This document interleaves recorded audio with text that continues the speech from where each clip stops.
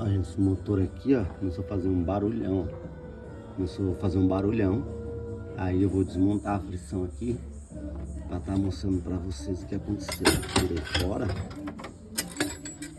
O que aconteceu aqui foi que soltou a porca aqui, ó.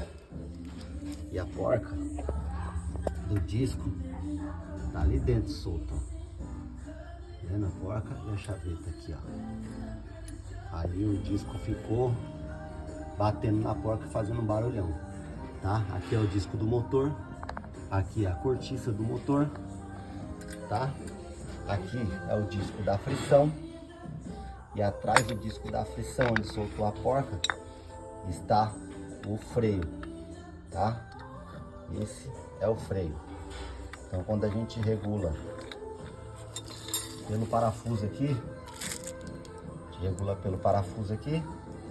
o freio vai empurrar aqui e vai encostar aqui atrás do disco freando, tá, gente? Quando a gente aciona a máquina, esse disco aqui vai encostar no disco que está em giro aqui do motor. Vou ligar o motor aqui pra vocês verem.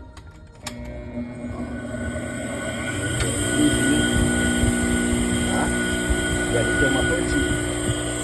Quando a gente aciona o pedal aqui, esse disco aqui entra em contato lá e onde faz girar a polia, tá? Então esse disco se soltou, eu tive que abrir aqui, né, para ver o que aconteceu, e aí soltou a porca. Aí eu vou estar pegando a porca lá e vou estar colocando aqui de volta. Então só para mostrar para vocês aí, que o disco do freio fica aqui atrás, ó, tá?